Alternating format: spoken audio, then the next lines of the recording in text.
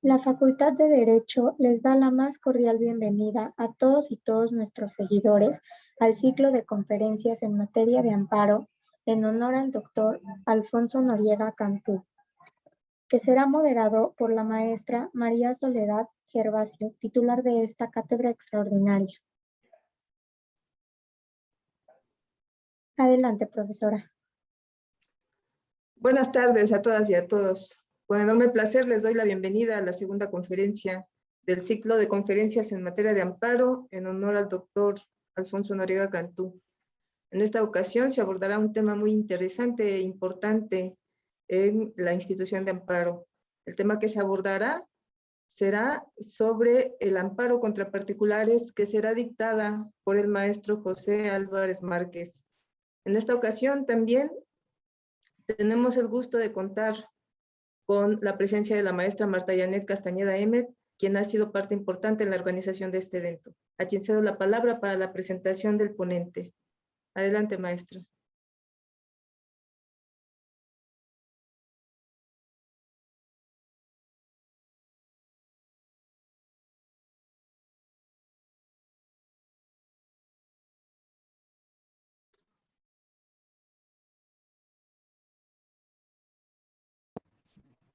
Ay, perdón, estaba yo en mute, lo siento, perdón. Primero que he compartido esta participación en este evento y posteriormente, bueno, quería también agradecer a la división, a la maestra Marta Liliana Balanche por también tener esta colaboración, ¿verdad? Ahora sí que esta apertura para poder hacer este tipo de eventos y sobre todo su colaboración y su apoyo para la difusión de este tipo de eventos tan importantes en la facultad. Bueno, pues bien, también quiero darle las gracias efectivamente a nuestro ponente, ¿verdad? Perdón, quiero darle las gracias a nuestro ponente, al maestro José Álvarez Márquez, y quería permitirme dar una breve semblanza. Su currículum es muy amplio, entonces pues lo tratamos de resumir, ¿verdad? Porque son muchas las actividades que él ha realizado a lo largo de estos años, pero bueno, quisimos, para que no pasara desapercibido pues toda su larga trayectoria, hacer un breve resumen de su trayectoria. El maestro José Álvarez Márquez es egresado de la licenciatura en Derecho en la Universidad Veracruzana, realizó estudios de maestro en Derecho, en especialización en Derecho Constitucional en la División de Estudios de Posgrado de la Facultad de Derecho de la Universidad Nacional Autónoma de México, y actualmente cursa el doctorado en Derecho que imparte a distancia de la Universidad de Almería en España. También ha cursado diversos diplomados en materia de impuestos, materia energética, asociaciones público-privadas, licitaciones y adjudicaciones, procedimientos de rescisión administrativa, litigios administrativos, prueba pericial para obras públicas en diversas instituciones universitarias. Profesionalmente se desempeña como socio titular en el área de litigio en la firma Ibáñez Parkman y Asociados, con una trayectoria de más de 25 años liderando controversias civiles, mercantiles, de amparo y administrativas, rama en la que se ha especializado en los últimos años en el sector de infraestructura, obra y construcción. También ha diseñado diversas estrategias importantes en las cuales ha logrado solventar necesidades de la población y mitigar también impactos ambientales. También ha liderado litigios estratégicos, nuevos litigios, clientes nacionales, extranjeros, y también se ha desempeñado en la resolución de diferentes arbitrajes, también litigios, procedimientos de inconformidad, etcétera. Otro de los puntos importantes que me gustaría destacar del maestro es que ha sido asesor, ¿no? También para diferentes, tanto empresas público-privadas como parte de gobierno, como el IMSS, ISSSTE, CAPUFE, y bueno, pues ha tenido también colaboración en obras destacadas como el acueducto Querétaro, el libramiento de la Piedad, también en carreteras como tramo Querétaro-Irapuato, etcétera. Y bueno, también se ha desempeñado como cotitular del Grupo de Energía y Infraestructura, y un punto también importante que me gustaría destacar es que actualmente es miembro activo de la Barra Mexicana de Abogados, en donde actualmente se encuentra desempeñando el cargo de subcoordinador de la Comisión de Obras, Adquisiciones y Servicios. Y bueno, también otro punto importante es que ha participado también en la Cámara Mexicana de la Industria de la Construcción, es miembro activo de la Asociación Nacional de Abogados de Empresa, de la NADE, de la Comisión de Arbitraje, de la CCI, y también dentro de su desempeño como docente, creo que es también importante destacar que ha impartido la materia de Derecho Constitucional y de Derecho Internacional Privado en la Universidad Veracruzana, Teoría General del Proceso y Juicio de Amparo, así como módulos de Jurisprudencia, Derecho Constitucional Contemporáneo, en la maestría en Derecho Constitucional y Amparo, que ofrece preámbulo. Le agradezco mucho al maestro José Álvarez por haber aceptado esta invitación y bueno, pues bienvenido, maestro. Muchas gracias, Marta. Sí.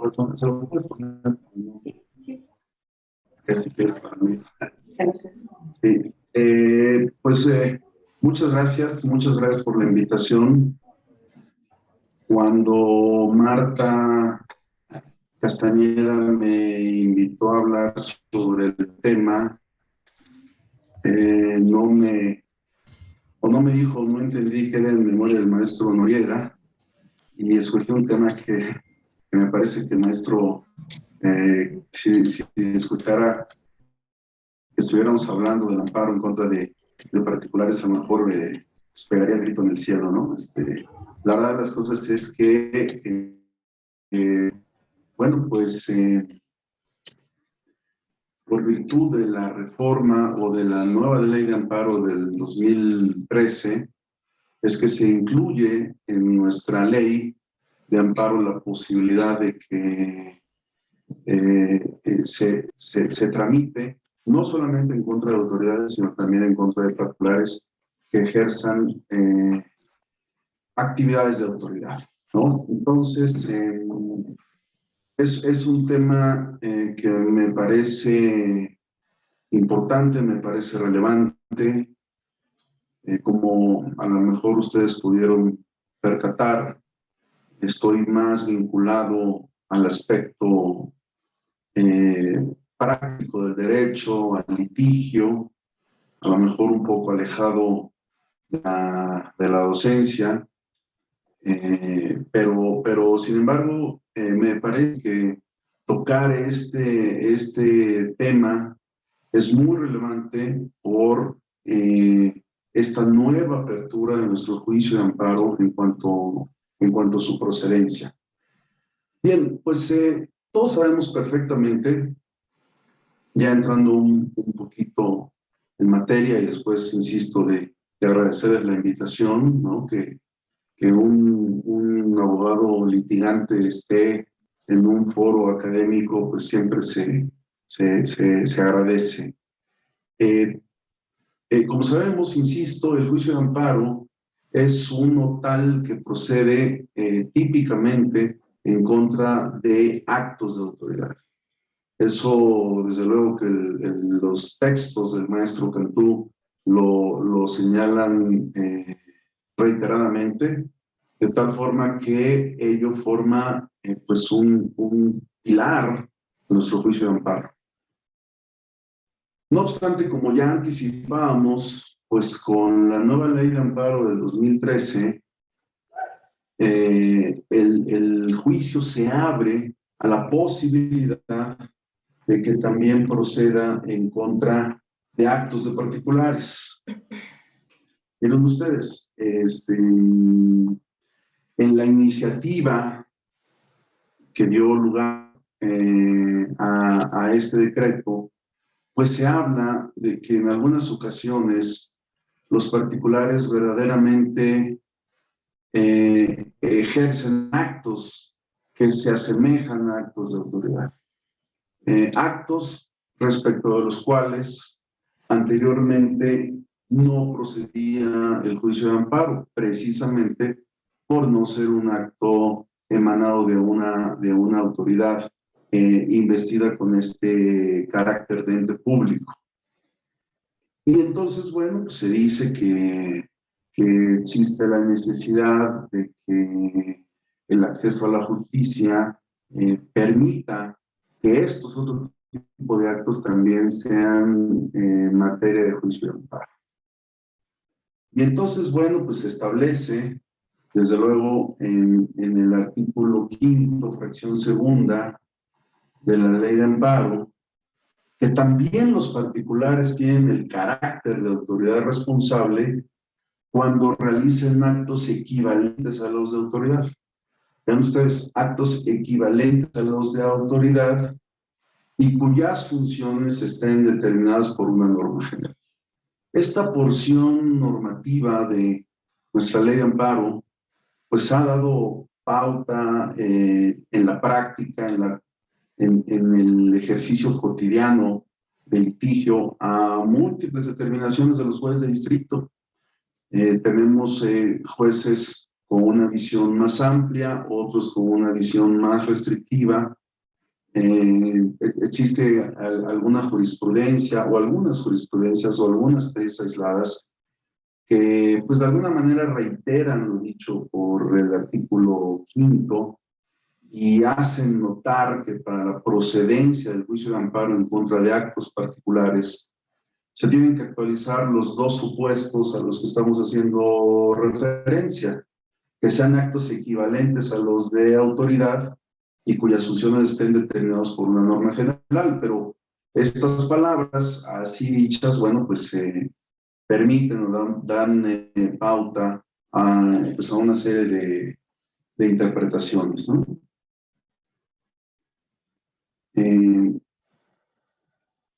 Es importante ver que este fin que se puede considerar loable en el sentido de que determinados actos, como pueden ser los de particulares que se asemejen a actos de autoridad, puedan ser recurribles.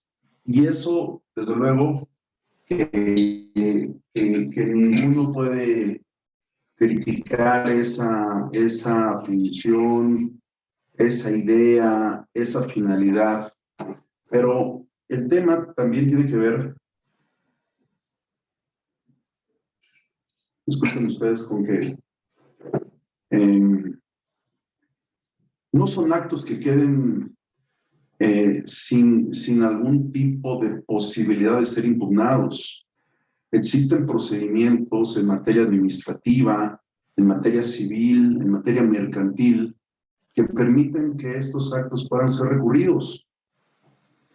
Y cuando lo he comentado con algunos colegas, siempre me han dicho, sí, de acuerdo, pero el tema es la suspensión del acto reclamado. En el momento en el que se abre la posibilidad de que estos actos puedan ser impugnados a través del juicio de amparo, implica de suyo que también puedan ser objeto de suspensión. Es cierto ello. Sin embargo, no podemos perder de vista que la suspensión del acto reclamado que trata nuestra ley de amparo finalmente es una especie de un género que son las medidas cautelares. Medidas cautelares que no son exclusivas del juicio de amparo. Estoy obviamente diciendo algo más que sabido y conocido. Existen providencias precautorias en materia civil, los Código de Procedimientos Civiles federal, de la ciudad y de las distintas entidades federativas prevén estas providencias precautorias, como también están en nuestro Código de Comercio y como también están bajo la figura de la suspensión, por ejemplo, en la Ley Federal de Procedimiento Contencioso Administrativo.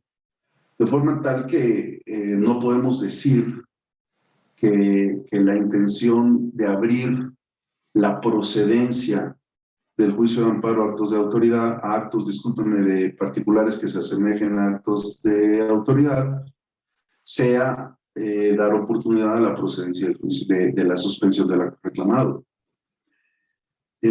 Perfectamente este tipo de providencias precautorias, que también es otro género, discúlpenme, otra especie del género medidas cautelares como es la suspensión en el juicio de amparo, pues perfectamente se pudo haber adecuado para tener la posibilidad de que dichas actuaciones puedan ser objeto de suspensión bajo el procedimiento más claro y más evidente y no incluir en el juicio de amparo este tipo de actos. Pero en fin, la cuestión es que ya existe, ¿no? Insisto, existe una gran semejanza tanto en la suspensión en el acto reclamado como en las providencias precautorias previstas por los códigos de procedimientos civiles, por el Código de Comercio y por la ya referida Ley Federal de Procedimiento Contencioso Administrativo, pues requieren la justificación de la apariencia del buen derecho y el peligro en la demora. Sabemos perfectamente que para otorgar una suspensión el juez de distrito tiene la obligación de hacer un análisis, se le llama somero, preliminar,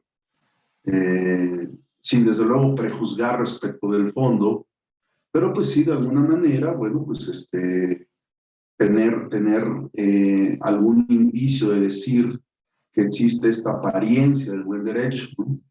En materia, por ejemplo, administrativa, tratándose de una clausura, pues la apariencia del buen derecho en gran medida se justifica con la exhibición del permiso de la licencia correspondiente. Entonces es evidente que, bueno, pues existe insisto, una presunción, un primer indicio, ¿no?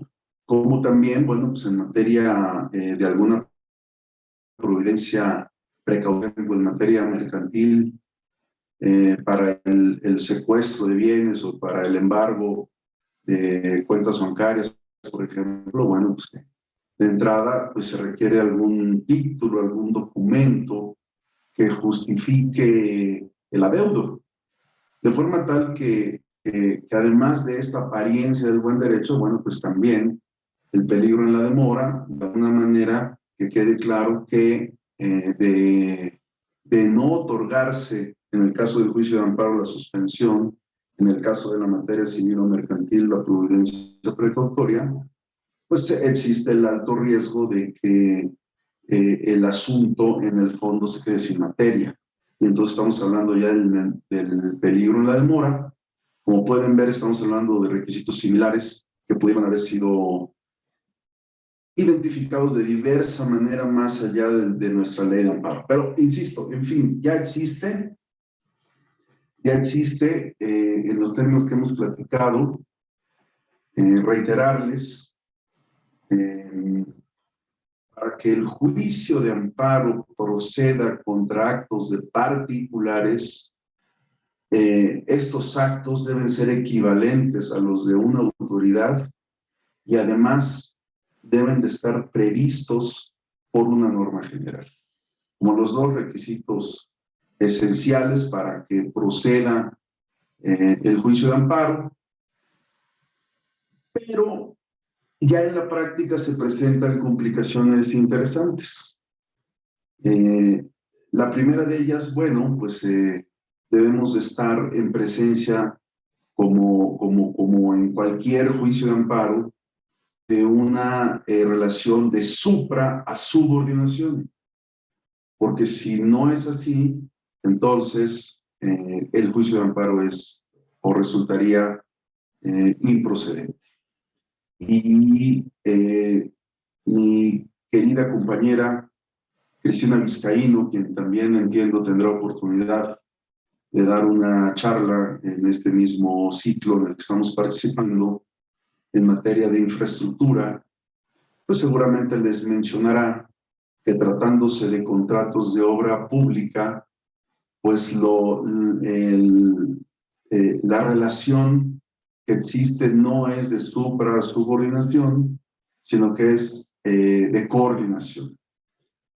De forma tal que contra los actos que se emitan en ejecución de un contrato de obra pública no procede juicio de amparo. Entonces, bueno, pues es claro y es evidente que para que un acto de un particular pueda ser objeto de juicio de amparo se requiere que exista, insisto, esta relación de supra a subordinación. Y insisto, bueno, pues cotidianamente se presentan este tipo de problemáticas ya en la actividad cotidiana del litigio. Otro interesante es que tampoco estamos en presencia de una excepción al principio de definitividad. O sea, en principio, la definitividad se tiene que agotar. Y aquí se presentan, bueno, pues, circunstancias muy importantes, porque una cuestión que fue formulada en la iniciativa por la cual se introdujo la procedencia del juicio de amparo contra actos de particulares, citando al doctor Bonell, pues fue, por ejemplo, la materia ambiental. O sea, se dice y se argumenta quién tiene más posibilidad de contaminar el medio ambiente, las autoridades o, por ejemplo, las grandes empresas que, digamos, verten residuos tóxicos en los ríos, ¿no? Entonces, de alguna manera se dice, no, bueno, pues hay una serie de actividades realizadas por particulares que tienen que ser objeto del juicio de amparo, sí, pero ¿cómo manejamos el problema del principio de definitividad del juicio de amparo? Principio de definitividad que, bueno, pues en la obra del maestro Noriega Cantú está más que explicada y más que desarrollada.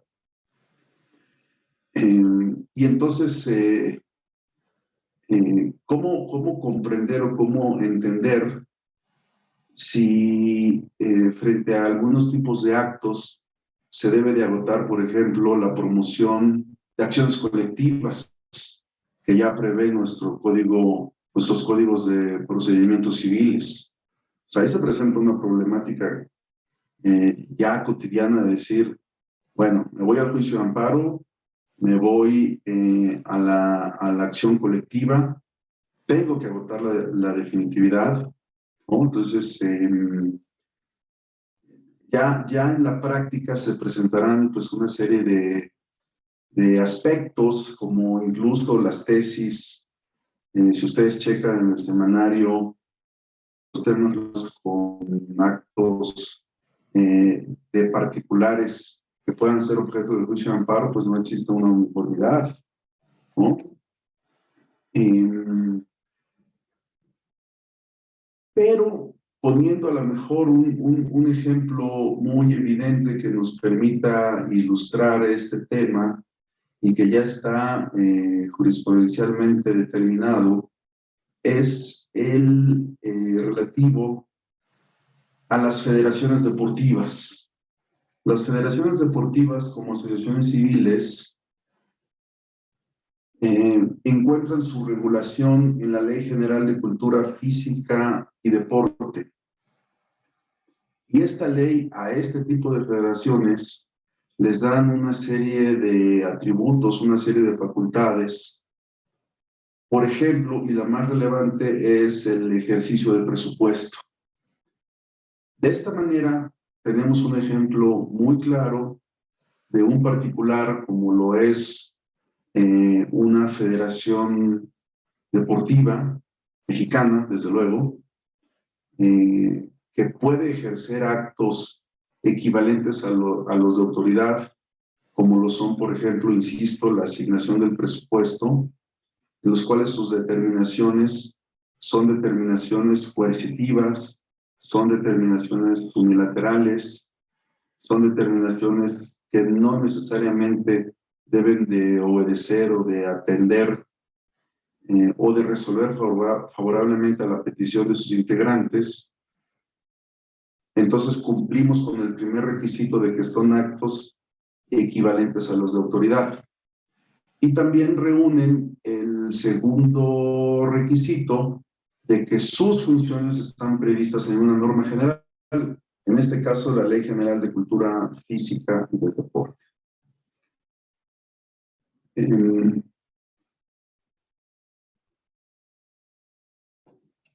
De esta forma, me gustaría pues concluir señalando que el tema del juicio de amparo en contra de actos de particulares es un tema que todavía da mucho al análisis, a la discusión, a las resoluciones jurisprudenciales, a las determinaciones de los jueces inmediatas, ¿verdad? Porque sabemos perfectamente que frente a la presentación de una demanda de amparo, el juez tiene la posibilidad de desecharla por notoriamente improcedente.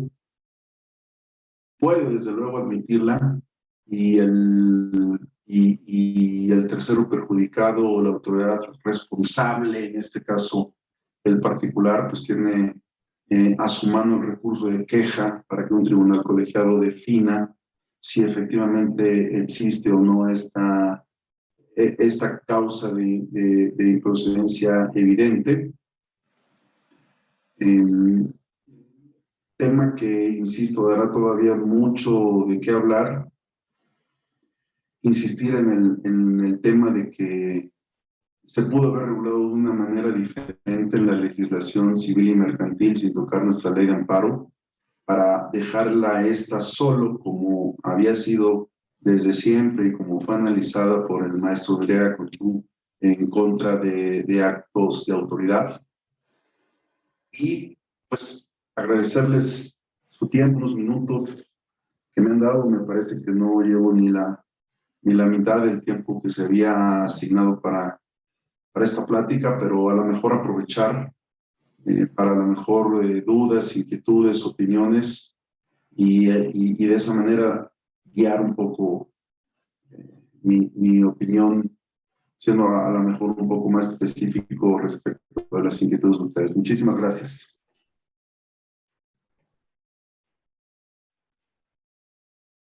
Muchas gracias, maestro. Muchas gracias por su exposición. Sin duda es un tema, digamos, novedoso, ¿no? En comparación con otras instituciones dentro de la materia de amparo. Tiene apenas unos cuantos años y ha habido todavía algunas dudas que en la práctica tendrán que irse, digamos, disipando conforme avance la dinámica de su aplicación. Tiene usted muchos saludos, reconocimientos por su ponencia, maestro, por la claridad con la que usted se ha expresado y nos ha transmitido sus conocimientos en relación con este tema. Le agradecemos mucho su participación, maestro, y no sé si la maestra Castañeda tenga algún comentario.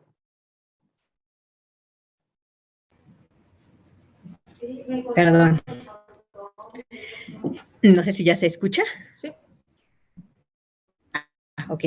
No, pues primero que nada, como comentaba, agradecer la participación del maestro José Álvarez. Sí, es un tema pues muy novedoso, como lo habíamos platicado anteriormente, y cuando él le sugerí que pudiera participar en esta conferencia, él fue el que me proporcionó el tema y la verdad me pareció un tema muy interesante porque amén de que, bueno, obviamente toda hay una estructura detrás de todo que es el juicio de amparo, todo al doctor Noriega, bueno, pues está haciendo estas conferencias y yo dentro de lo que platicamos en algún momento para poder decidir el tema, yo le comentaba que me parecía un tema muy interesante porque aparte de poder tener, como fue la clase pasada, antecedentes, ¿no? Del propio juicio de amparo, sus cimientos, el surgimiento, cómo fue y sobre todo los principios fundamentales del juicio de amparo, también era importante otra perspectiva, ¿no? Como en este caso creo que es el poder ver el juicio de amparo de cara a el futuro, de cara a lo que hoy en día se está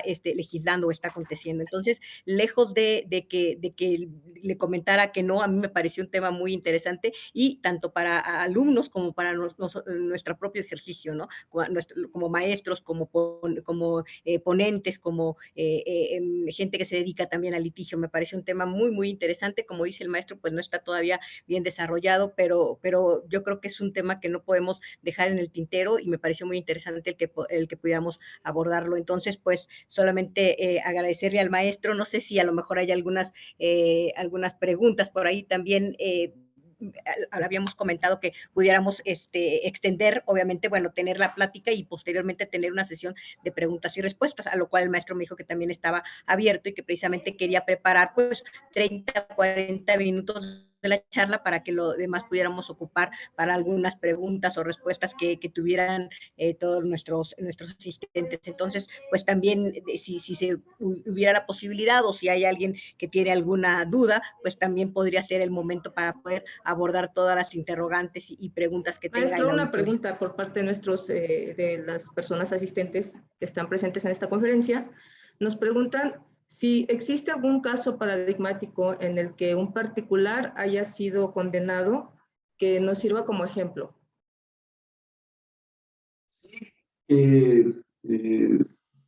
Bueno, ya platiqué el caso jurisprudencial de la Federación, de las federaciones deportivas, las cuales por tener en términos de la Ley General de Cultura Física y Deporte la posibilidad de ejercer actos equivalentes a los de autoridad, por ejemplo, en materia de asignación presupuestal, es claro y evidente que el juicio de amparo es procedente.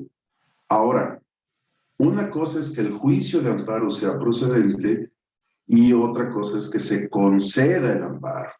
Es importante aclarar que no necesariamente la procedencia del juicio implica la concesión del amparo y protección de la justicia federal, porque bien pudo la Federación Deportiva ejercer debidamente el presupuesto.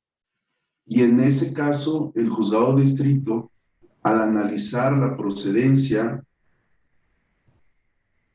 determina que el juicio de amparo es procedente, llama a la Federación como autoridad responsable y finalmente emite una sentencia negando el amparo, una sentencia de fondo. ¿Por qué? Porque no quedó acreditada la inconstitucionalidad de su actuación.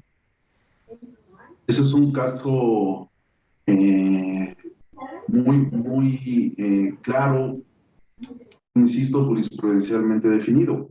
Les puedo platicar en mi experiencia otro caso que no formó tesis aislada y por tanto no se conoce en el semanario judicial, pero se trata de un cliente nuestro que tenía en su beneficio la expedición de una carta de crédito. Derivado de ello, y siguiendo el procedimiento que estaba establecido en el contrato correspondiente, pretendíamos hacer efectiva, pues, la carta de crédito respectiva, y lo que hizo nuestra contraparte es promover el juicio de amparo y señalar al banco, a la institución bancaria titular de la carta de crédito como autoridad responsable, aduciendo que su acto era un acto equivalente al de una autoridad y que su función estaba precisamente prevista en la Ley de Instituciones de Crédito. Y el juzgado de distrito admitió la demanda de amparo, concedió la suspensión para el efecto de que no se ejecutara la carta de crédito, pero en el fondo nosotros logramos acreditar que la ejecución de la misma era procedente, porque efectivamente se daban las hipótesis contractualmente pactadas para la ejecución de esa carta de crédito. De forma tal que aquí tenemos otro ejemplo en el cual el juicio de amparo fue procedente, teniendo como autoridad responsable, tómenlo claro, a una institución bancaria. ¿Explico? Y respecto de la cual, al final el juez de distrito dijo, no hay inconstitucionalidad en la actuación de la institución bancaria porque precisamente lo que se está haciendo es aplicar la hipótesis prevista entre las partes en el contrato.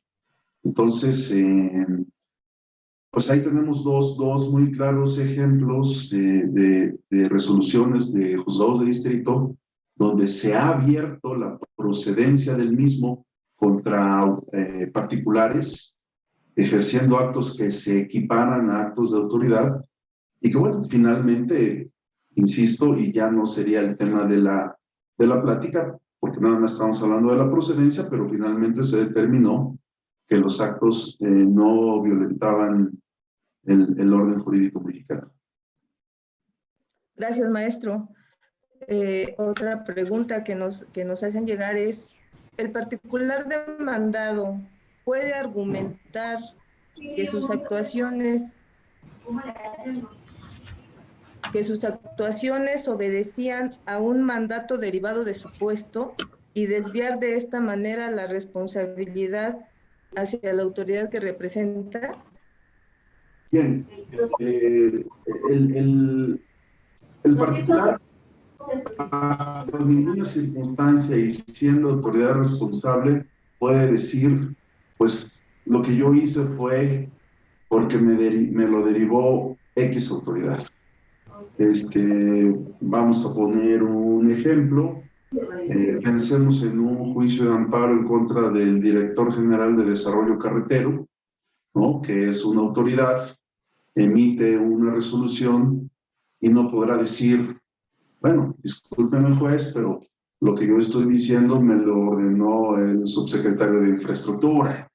Desde luego que el que emite el acto, si lo está haciendo en ejercicio de sus facultades, como lo estaría haciendo el particular, pues no puede esquivar su actuar en la orden de un superior.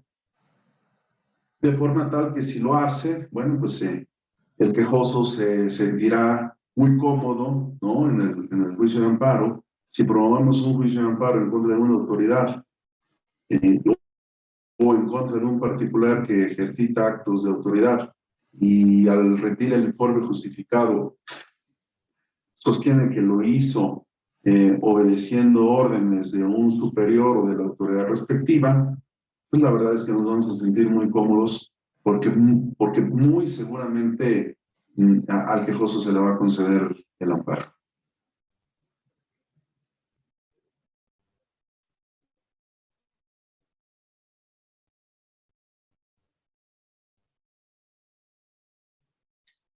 Maestra, tiene su micrófono silenciado. Gracias. Una disculpa. La siguiente pregunta, maestro, nos comentan, al pensar en la relación de suprasubordinación, ¿podríamos pensar que en materia laboral cualquier decisión del patrón sería o podría ser materia de amparo? Bien, esto también ya está definido jurisprudencialmente. Los aspectos laborales tienen un procedimiento regulado en la Ley Federal del Trabajo. Los actos que realice el patrón en relación con el trabajador no pueden ser objeto de juicio de amparo indirecto, esto es el juicio de amparo que se promueve ante juzgado de distrito, lo cual no significa que el trabajador tenga cerrada la puerta del juicio de amparo, desde luego que no, pero lo que ya está definido de manera muy clara es que hay que agotar el procedimiento previsto en la Ley Federal del Trabajo y una vez emitido el laudo correspondiente, bueno, pues existe la puerta del amparo directo, que es del que conoce en única instancia el tribunal colegiado correspondiente. De tal forma que no debemos pensar que el acto del patrón en relación con el trabajador nos abre la puerta del juicio de amparo indirecto. Sí.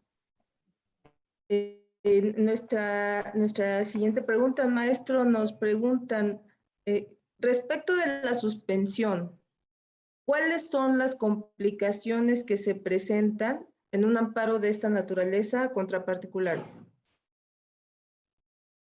Bueno, pues las mismas que se presentan en contra de un acto de una autoridad, vamos a llamarle real o típica o tradicional, ¿no?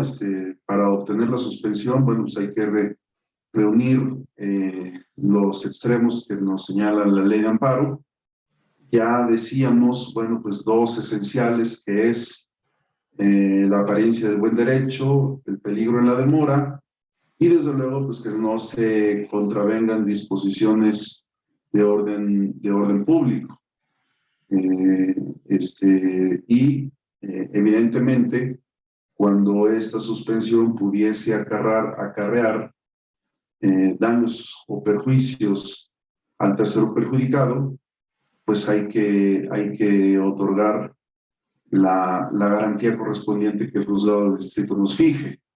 Pero en materia de suspensión, el amparo en contra de actos de particulares sigue las mismitas reglas que el juicio de amparo en contra de acto de autoridad. No tiene mayor diferencia.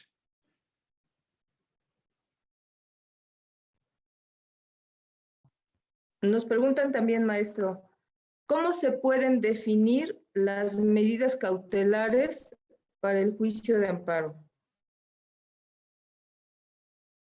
Pueden medir las providencias cautelares para el juicio de amparo. Pues para el juicio de amparo existe solo una medida cautelar, que es la suspensión del acto reclamado.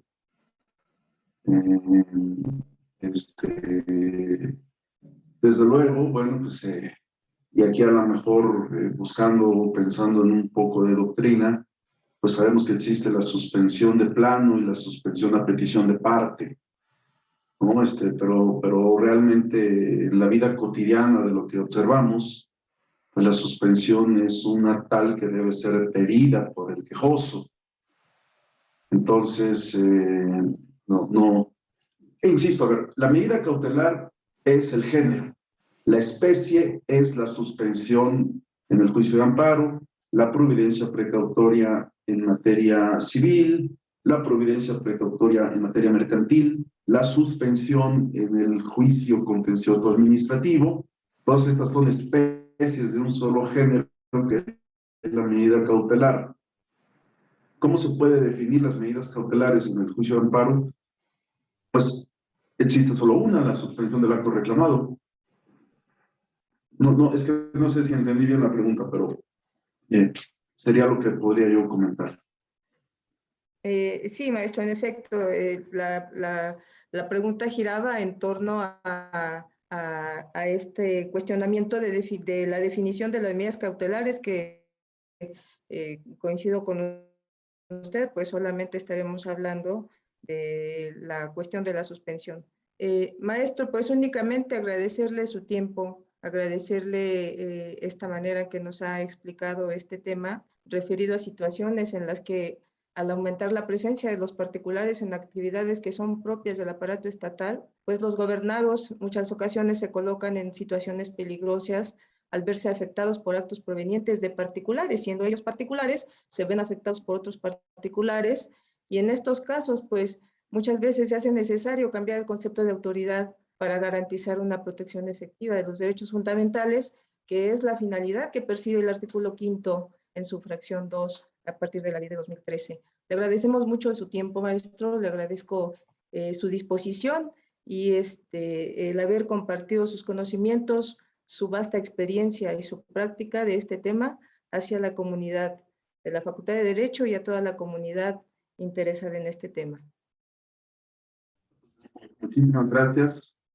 La verdad de las cosas es que cuando uno hace uso de la voz, cuando es invitado a algún evento, cuando le dan a uno la oportunidad de exponer algo, la verdad es que si en alguien uno logra sembrar una inquietud voy a abrir la ley de amparo, voy a checar la jurisprudencia, voy a ver qué puede ocurrir en tal o cual situación. Me parece que nuestra finalidad se habrá cumplido, de tal forma que el agradecimiento es mío para los organizadores y para todas las personas que distrajeron su tiempo para poderme escuchar. Muchísimas gracias. Muy agradecida, maestro. Muchas gracias. Muchas gracias, maestra Janet, maestra Marta Liliana Malanche. Muchísimas gracias. Gracias, muy amables, muchas gracias. Nos vemos mañana, nos vemos el día 24 para continuar con este ciclo de conferencias a la misma hora. Muchas gracias. Gracias.